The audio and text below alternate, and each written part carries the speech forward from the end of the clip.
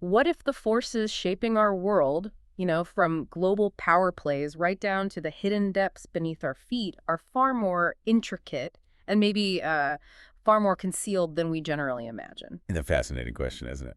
It really is. And today we're embarking on a deep dive into a stack of sources that, well, they try to pull back the curtain on these very dynamics. Okay. We'll be navigating everything from Europe's current defense dilemmas, the whole shifting global chessboard, to some cutting edge and frankly pretty controversial scientific claims. Uh-huh. And then we'll go even deeper into those enduring questions around alleged secret societies and really the nature of truth itself in all this. Quite a range of topics. It is. Our mission really is to extract the crucial insights, maybe some surprising facts, that will help you gain a more well-informed perspective on these complex, often pretty murky subjects. Sounds good. Where do we start? Okay, let's jump right in with the current geopolitical tensions. Specifically, Europe's increasing wariness towards buying weapons from the United States. Right, that's been noticeable. Yeah, and our sources highlight several key reasons for this hesitation. You've got former President Trump's critical rhetoric towards NATO, for one, That definitely caused ripples. and his public engagement with Russia, even that temporary halt in intelligence sharing with Ukraine, things like that. Actions that some definitely saw as, well, undermining trust. Yeah, A sort of betrayal, perhaps. exactly. And it's not just talk, is it? No, not at all. It's important to recognize this isn't just, background noise. You have leaders from countries like Canada, Denmark, publicly voicing these concerns. Right. Canadian Prime Minister Mark Carney, for instance. He stated, Canada doesn't want to allocate 75% of its defense budget to U.S. equipment anymore. 75%? That's huge. It is. And Denmark sees relying too heavily on U.S. weapons as a political vulnerability. It points to a broader feeling, a kind of distrust emerging across Europe. And adding fuel to that fire, our sources bring up something really intriguing, a security concern. These rumors of a kill switch in F-35 fighter jets. Ah, yes, the kill switch theory. The idea that the U.S. could, theoretically, just disable critical systems. Now, the Pentagon denies this, strongly denies it. Of course. But the fact the rumor even exists. Exactly. It just intensifies that anxiety among allies, doesn't it? It absolutely does. And this leads us straight into a fundamental challenge for Europe. Which is, Well, despite these growing concerns, these worries, there currently aren't really full alternatives available to advanced U.S. systems. Think F-35, think Patriot missile system. right, Europe can't just build its own overnight. Precisely. The European defense industry, it was weakened quite significantly after the Cold War. It just isn't equipped yet to produce comparable systems at the scale needed. So it creates this dependence, Yeah. even if they're wary. A significant strategic paradox, yeah. Europe wants independence, but for now, it often remains reliant. It has to. So given that challenge, what are European nations actually doing about it? Well, the sources note many are investing in domestic defense projects, trying to build greater independence. But that takes time. A long time. These aren't expected to yield near-term results for the really advanced systems. Okay. And interestingly, you see American defense companies forming partnerships with European firms. Ah, so trying to keep a foothold, maintain market share. Exactly. It's a clear move to adapt to the shifting sentiments.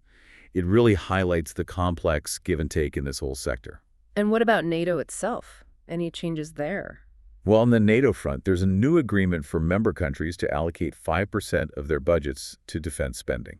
5%. That's a significant number. It is. And just for context, at least 23 of the 32 NATO countries met or actually exceeded the older 2% of GDP target in 2024. Okay. Poland's notably leading the pack there, over 4%. So how does that connect back to the whole trust issue with the U.S.? Well, if you connect it back, it shows the commitment to bolster collective defense within NATO is still strong. That persists. Even with the worries about U.S. reliability. Even with those specific concerns, yes. Especially, under certain political influences. The strategic dynamic is just incredibly nuanced. How so? Well, you see reports, for example, of some European countries considering buying U.S. weapons specifically to support Ukraine if direct U.S. aid diminishes. Ah, okay. So still reliant in some scenarios. Exactly.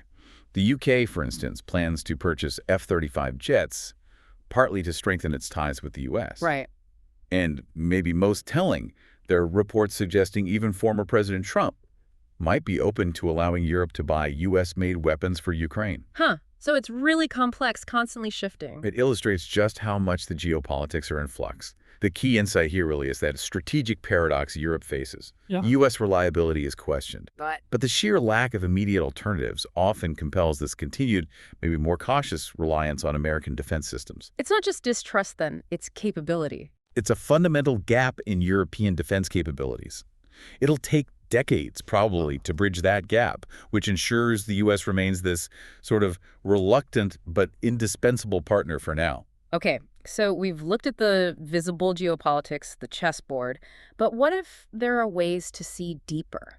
Not just into the Earth, but maybe into the fabric of future events. An intriguing transition. Yeah, we're going to shift now from that global stage to, well, unearthing hidden potential, from detailed geology to something truly out of the box. Okay, I think I know where you're going with this. Yeah. Our sources provide some fascinating geological analysis, right? From the Antonin 1 gas field in western Poland. That's the one. Tell us about it. They performed a correlation analysis, looking at the relationship between electrical resistance and polarizabilities in the different geological layers down there. Polarizabilities. Remind us what that tells geologists. Essentially, it's about how material responds to an electrical field. It gives clues about its composition, what fluid it might contain, like gas or oil. Got it. And what did this analysis reveal? It revealed some significant relationships, particularly for hydrocarbon exploration. They found the highest correlation coefficients in layer 7, which is the main dolomite, Okay. and layer 9, the Watt Legend.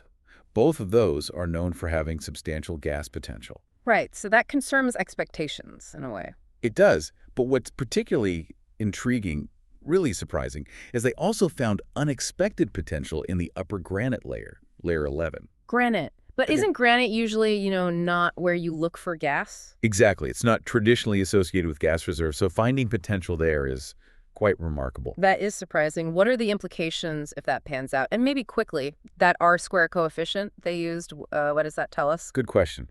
The R-squared coefficient, it measures the strength of the correlation.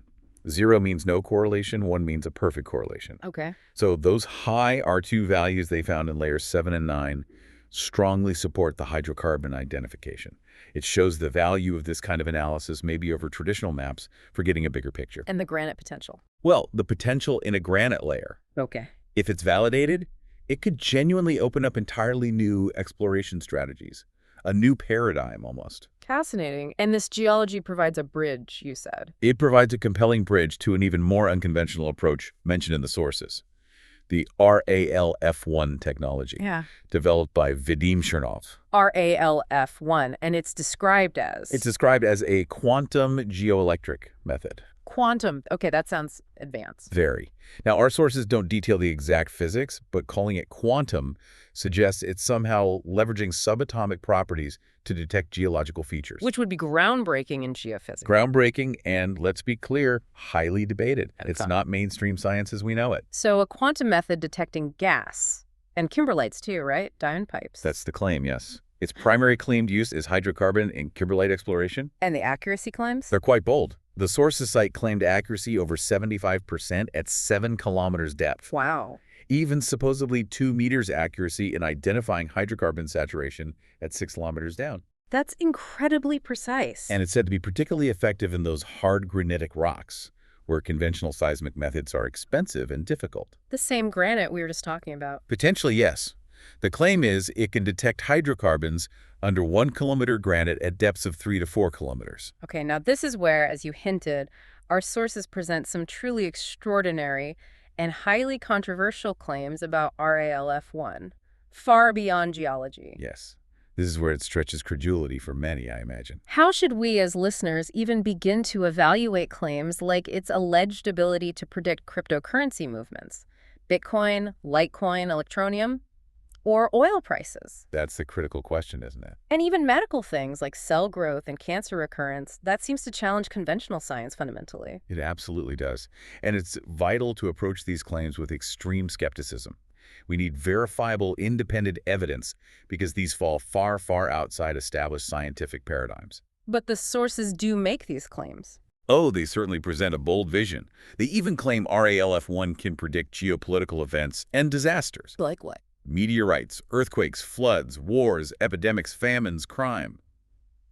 The list is extensive. Wars. You mean like... Well, notably, it was reportedly used to predict the intensity and main areas of bombardments in Ukraine.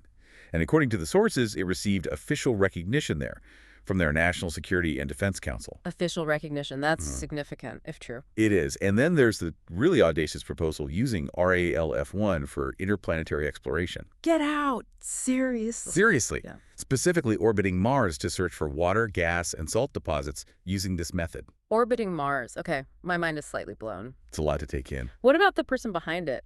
Turn off. The sources give a little background. He pioneered something called randomized iterative methods back in the early 90s. He left Russia in July 2014. Why? Due to disillusionment, it says, and openly opposing the military intervention in Ukraine. There's even this unusual detail from his DNA analysis, apparently 60% East Slav, 30% West Slav, 8% Baltic. Not sure of the relevance, but it's in there. Oh, okay. But to tie this section together, the RALF-1 sources introduce this really profound, almost philosophical concept, the muscle memory of the state. Muscle memory of the state. What does that mean?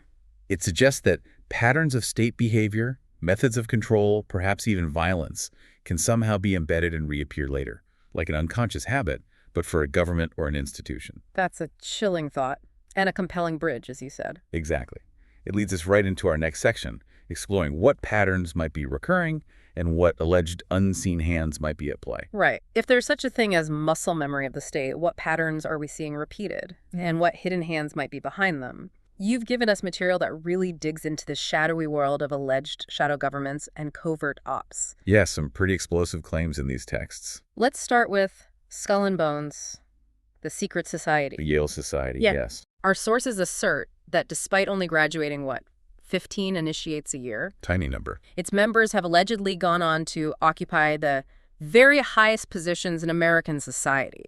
We're talking secretaries of state, treasury, chief justice. And presidents. William Howard Taft, both George Bush presidents are mentioned specifically. So the claim is extreme influence from a very small group. That's the assertion, that these bondsmen, as they're called, swear an oath of secrecy and, quote, ruthlessly vow to help each other's careers throughout their lives. A lifelong network. Allegedly. The sources even claim John F. Kennedy made speeches warning America about the dangers of secret societies. Why? Because, according to this material, he believed these men were the real holders of power in America, operating as they were as an unelected shadow government accountable to no one. A shadow government. That's a strong claim. Very strong. And the claims aren't just about U.S. politics. Our sources make this truly astonishing connection, claiming these same people You ready for this one? allegedly brought Hitler to power during the 1912s by becoming business partners with leading German industrialists. Right. They even reference Fritz Thiesen's book, I Paid Hitler, painting him as a kind of puppet master funded in part by these American connections. Wow. Okay. When we encounter claims that extraordinary about hidden historical influence on that scale, what's the bigger picture the sources want us to consider about how power might really work? That's a crucial question. What really emerges from these sources, I think, isn't just a list of shocking allegations, true or not. It's a consistent narrative suggesting that the perception of these unseen hands, this idea of institutional deception, profoundly shapes public trust. And fuels alternative explanations. Exactly. It fuels alternative explanations for major world events. It's about understanding the power of these narratives themselves, regardless of factual verification for each specific claim. Okay, so let's apply that lens to the JFK assassination claims in the material. All right. That's described as this confluence of powerful enemies all coming together against him. With various alleged motives, right? Numerous motives. Oil billionaires, supposedly angry because Kennedy wanted to end their oil depletion allowance. Okay. Lyndon Johnson, LBJ, allegedly facing a corruption scandal, maybe even jail time. The U.S. military and the military-industrial complex, allegedly fearing Kennedy's plan to withdraw from Vietnam, which would cost them billions in contracts. A recurring theme. And J. Edgar Hoover, the FBI director. Kennedy apparently wanted to replace him, plus Hoover supposedly had investments with those same oil men. So a whole coalition of the powerful. And the sources describe these groups collectively as brutal fascists who saw nothing wrong in killing to get their own way. Very strong language. And there's that story about a gathering just before the assassination. Yes, the alleged pre-assassination gathering at oilman Clint Murchison's home. The sources claim figures like Hoover, LBJ, who was apparently euphoric, afterwards mafia chieftains, bankheads, all supposedly converged there to celebrate Kennedy's imminent demise. It paints a picture of a very coordinated, very sinister plot. That's certainly the narrative presented. It continues with claims of a plan which could not fail, designed to both kill Kennedy and then cover it all up afterwards, involving multiple assassins, widespread disinformation, even suggesting the infamous Badgeman figure seen in some analyses was a CIA-created phantom to muddy the waters. A deliberate red herring. According to this view, yes. And the sources go further, alleging chilling cover-ups, assassinations of key witnesses. Like who? They mention the mysterious fate of a John Melvin Liggett described as an alleged CIA body switch, though details are murky. And they raise lingering doubts about Jack Ruby, Lee Oswald, even the handling of JFK's remains. So questioning the official narrative at every turn. Completely. And in this interpretation, the Vietnam War isn't just a policy decision. It's presented as being cynically prolonged for those military-industrial contracts. And the mafia connection. Mafia friends, allegedly with CIA immunity, are accused of smuggling trillions in drugs during that period. Trillions. The scale of these claims is just immense. And they bring George H.W. Bush into it more directly, too. They do. The sources raise the question of his alleged involvement, citing a declassified FBI memo that they claim shows he was working for the CIA back in 1963, not just later, as is commonly understood. Okay. And the assertion is even made that his father, Prescott Bush, was instrumental in creating the CIA specifically for their own business interests. Good grief. And to top it off, the source claims the entire mainstream media and the justice system have been essentially bought off to perpetuate the cover-up. Sweeping claims indeed. How do the sources frame these kinds of allegations? Is it just about JFK, or is it presented as part of a bigger pattern? Definitely framed as a broader pattern. They introduce the concept of false flag operations, suggesting these aren't isolated incidents, but maybe standard operating procedure for parts of the state. False flags. They mentioned Operation Northwoods. Those were actual drafted plans, never executed, thankfully, but drafted plans to kill innocent American civilians and commit acts of terrorism in the U.S. Why on earth? They whip up public support for a war with Cuba. Unbelievable. And they also mentioned Operation Gladio. That's the allegation that MI6 and the CIA organized bombing atrocities in post-war Europe, things like the 1980 Bologna railway station bombing, but blamed them on communist terror groups to discredit the left. So state-sponsored terror disguised as something else. That's the claim. And in this context, even 9/11 is characterized by these sources as potentially a huge confidence trick. Okay, these are deep, dark waters. The muscle memory of the state idea seems relevant again. Very relevant. If that muscle memory suggests patterns of control, manipulation, even violence can recur, well, the sources then detailed chilling examples of this alleged behavior in the historical record of covert operations globally. Right. Give us some examples from the material. Okay, there's the alleged role of the CIA in assisting multinational corporations. For instance, screening potential employees in Venezuela for Creole Petroleum Company. There was a Standard Oil Exxon subsidiary looking for left-wing political sympathies. So using intelligence agencies for corporate vetting. Essentially, yes. And beyond that, widespread propaganda and disinformation campaigns are alleged. Right. Twisting news stories in Argentina. Using forged documents, there's one specific anecdote about planting a fake report inside a toothpaste tube in Ecuador. Toothpaste tube. Yes, apparently to expose some organization's guerrilla preparations. And this allegedly led to the Ecuadorian government breaking relations with Cuba and establishing a military junta. Wow. The methods described are quite something. And tragically, according to these sources, the operations weren't limited to political maneuvering. Some accounts detail direct involvement in torture and repression. This is where it gets really dark. It does. The sources highlight something called the Public Safety Mission in Uruguay. A CIA officer, Dan Mitrione, allegedly set up shop right in the police department there. To do what? Officially, to improve police intelligence capabilities. But the account cited describe a qualitative increase in tortures, beatings, and killings. Mitrione purportedly introduced refinements out of modern technology into torture methods. There are horrific accounts of him conducting experiments with different voltages on street beggars, treating them as guinea pigs, who apparently died without knowing why. That's just monstrous. The use of U.S. Army field telephones for electrical torture is also specifically described. And the sources further claim CIA agents actually organized and participated in death squads, both in Uruguay and Argentina. Death squads organized by U.S. agents. That is the allegation presented in this material. And intervention in Latin American politics seems to be a recurring theme. A major theme. The sources detail involvement in the 1964 Brazilian coup, claiming U.S. military support was involved, training labor leaders to counter communist influence. And Chile, Allende. Yes, Chile in the 1970s. A concentrated, coordinated program, the sources call it, to prevent Salvador Allende from being elected president. This allegedly included attempts to assassinate a key general, René Schneider, and efforts to bribe the Chilean Congress. And after he was elected. Then, efforts to induce economic collapse. Banks delaying credits, companies dragging their feet on deliveries, withdrawing technical help. Creating chaos. Exactly. And financing opposition groups, like truckers' unions, to amplify that chaos. All leading, the sources say, to the military coup that overthrew Allende. It sounds like a playbook. The sources certainly suggest a pattern. Even Angola in the 1970s.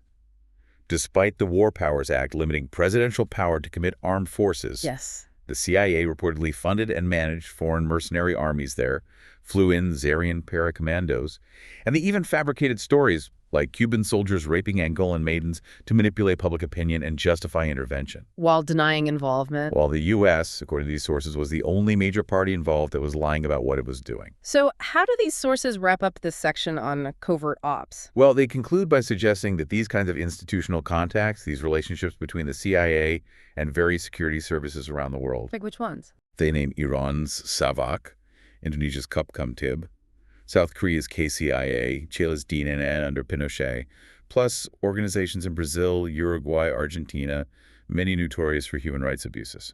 The suggestion is these links continue. The suggestion is they likely continue to today in one degree or another, raising significant ongoing human rights concerns. The overall implication is that these alleged patterns of manipulation, violence, and control can become deeply embedded, part of that state muscle memory, and persist across generations of statecraft. Which brings us right back to the beginning, doesn't it? If these claims of hidden agendas, historical patterns, covert actions hold any weight, it leads to a crucial question for all of us. Which is? How do we as individuals possibly get to the truth? What's really at stake in this battle for information? It's a huge question. Sure. And our sources definitely articulate the significant challenges facing, say, traditional investigative journalism today. How so? They point to the aggressive use of laws like the Espionage Act against journalistic sources. They cite the cases of whistleblowers like Kiriakou and Drake, and argue this has created a real climate of fear, a climate where even government officials are apparently nervous about even reciting official policy over the phone. Chilling effect. A profound chilling effect, yes. So if that route is closing down, what's left? This is where figures like Edward Snowden and Glenn Greenwald come in, right? Exactly. Their argument, as presented in the sources, is that if traditional journalism is effectively shut down by government pressure, then document releases, leaks, essentially become the only way left to expose the inner workings of power, the only accountability mechanism remaining. And their view on the whistleblower themselves, the person doing the leaking. Their view is that the whistleblower is simply the mechanism, the lever, as they put it. And their personal motives, whether you agree with them or not, don't truly matter once they've done this. Because the information itself is paramount. Because the public interest of the released material is paramount. It shifts the focus from the messenger to the message. Okay, now here's a really striking point from the sources. They suggest the core reason for the intense backlash against figures like Snowden or Julian Assange. It isn't necessarily about privacy concerns or even specific secrets revealed. What is it about, then, according to this view? It's about their revelations putting at risk the fundamental ability of centers of power, governments, corporations, intelligence agencies to make consequential decisions without anyone knowing what they're doing. Ah, so it's about secrecy itself. It's about their ability to run the world without anyone knowing. That's the existential threat they perceive. Which brings the role of the internet into really sharp focus, doesn't it? How do the sources see the internet's role in all this? It's described as being singularly capable of empowering people and emancipating people. Why? Because it enables them to communicate and organize without centralized corporate and government control. Or at least it did, more freely. And the argument is that many current controversies, debates over censorship by platforms like Facebook and Google, government attempts to control online information, they are all central to this same battle.